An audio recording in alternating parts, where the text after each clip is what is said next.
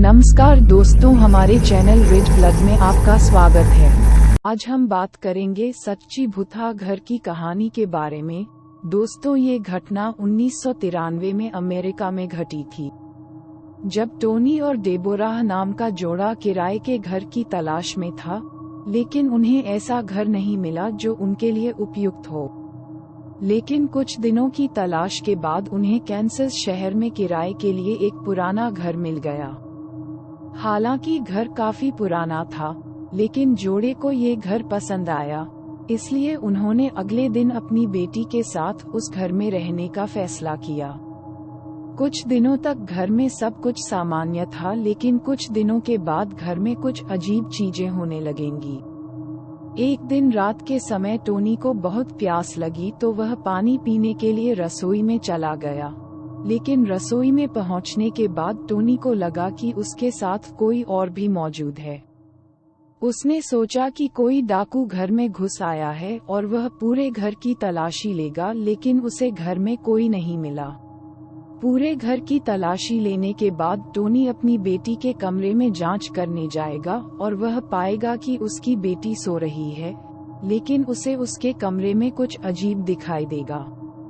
उसकी बेटी के सभी खिलौने गोलाकार तरीके से व्यवस्थित थे, लेकिन टोनी को इसकी चिंता नहीं होगी और कुछ दिन बीत जाएंगे। लेकिन कुछ दिनों के बाद घर में असाधारण गतिविधि शुरू हो जाएगी।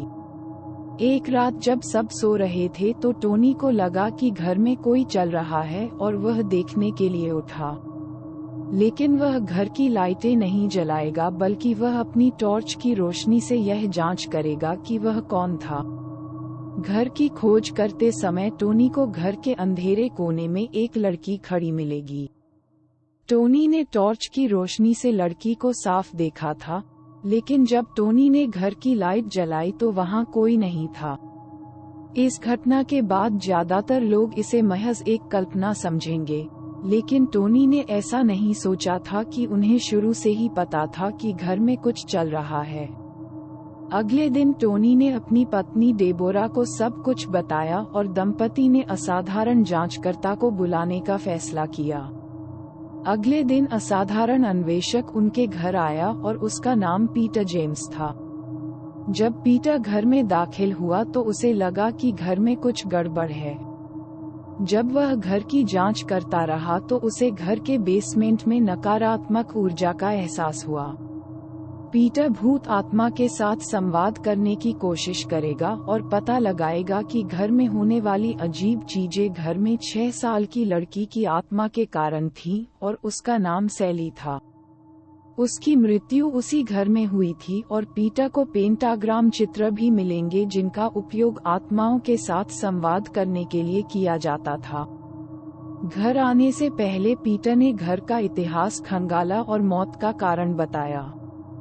बाद में पीटर ये बताना शुरू करेगा कि अतीत में घर में वास्तव में क्या हुआ था। दोस्तों, टोनी और डेबोरा दंपति उस घर में रह रहे हैं जिसका निर्माण 1867 में फिनी परिवार द्वारा किया गया था। इस घर में फिनी परिवार 4 पीढ़ियों से रह रहा था, लेकिन चौथी पीढ़ी में परिवार के सदस्य चार्ल्स फिनी अपनी पत्नी और बेटी के साथ घर में रह रहे थे। जहां चार्ल्स एक डॉक्टर थे, इसलिए उन्होंने एक कमरे को क्लिनिक और घर के बेसमेंट को मरीज की सर्जरी करने के लिए बनाया। एक दिन एक महिला अपनी बेटी को चार्ल्स क्लिनिक में लेकर आए। बेटी कोई और नहीं बल्कि सैली थी। सैली क्लिनिक में आई थी क्योंकि उसे पेट में तेज दर्द हो रहा था। इसलिए चार्ल्स पेट की सर्जरी करने का फैसला करेगा और इसकी जानकारी सैली मां को देगा। सैली की मां ने अपनी बेटी की सर्जरी के लिए स्वीकार कर लिया। इसके बाद सैली को घर के बेसमेंट में ले जाया गया, जहां उन्होंने सैली को ऑपरेशन टेबल पर लिटाया और उसे एनेस्थीसिया का इंजेक्शन लगाया। दर्द की अनुभूति के अस्थायी नुकसान के लिए मरीजों को एनेस्थीसिया का इंजेक्शन लगाया जाता है। जब चार्ल्स ने सैली को एनेस्थीसिया का इंजेक्शन लगाया तो उसने सोचा कि यह काम करने लगा है और सर्जरी के लिए आगे बढ़ा। जब चार्ल्स ने सर्जिकल चाकू से सैली का पेट काटा तो सैली दर्द के कारण चिल्लाने लगी और चार्ल्स को पता चला कि एनेस्थीसिया काम नहीं कर रहा है और भारी मात्रा में खून बह गया है और सैली की ऑपरेशन टेबल पर ही मौत हो गई। सैली की मौत के दौरान उसने मान लिया था कि डॉक्टर ने जानबूझकर उसे मार डाला है। इस घटना के बाद चार्ल्स ने अपनी डॉक्टर की नौकरी छोड़ दी। बाद में वर्ष 1939 में चार्ल्स परिवार के सदस्य ने घर बेचने का फैसला किया। घर बेचने के बाद लोग रहने के लिए घर में आए, लेकिन ज्यादा समय तक नहीं रह सके क्योंकि घर में कुछ अजीब चल रहा था। इसलिए किसी भी व्यक्ति ने घर में रहने में रुचि नहीं दिखाई। और पीटर ये भी कहेगा कि तहखाने में एक महत्वपूर्ण चीज है, वह वही कपड़े हैं जो ऑपरेशन टेबल पर सैली के खून के धब्बों के साथ इस्तेमाल किए गए थे। टोनी को सारी बातें बताने के बाद पीटर उसे तुरंत घर खाली करने का सुझाव देगा, लेकिन टोनी ने घर खाली करने से इनकार कर दिया क्योंकि उसे लगा कि उस आत्मा ने उसे कभी कोई नुकसान नहीं पहुंचाया है। इसलिए टोनी ने उसी घर में रहने का फैसला किया। कुछ दिनों के बाद घर में असाधारण गतिविधियां बढ़ने लगेंगी। जो चीजें एक जगह रखी हुई हैं वे दूसरी जगह होंगी और डेबोरा को हर रात बुरे सपने आएंगे। और एक रात टोनी को अपने शरीर में जलन महसूस होने लगेगी।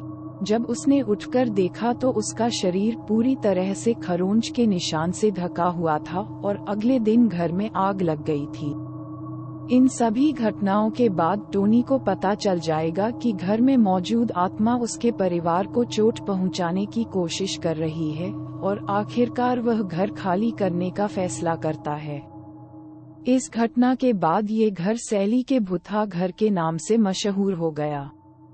वहीं घर के मालिक स्मिथ ने भी माना कि यह घर भुथा है और कुछ असाधारण जांचकर्ता और भूत शिकारी जांच करने के लिए घर में आए और अजीब आवाजें रिकॉर्ड की और धुंधली छवियां खींची। ये कहानी का अंत है। यदि आपको वीडियो पसंद है तो अधिक वीडियो के लिए हमारे चैनल को सब्सक्राइब करें।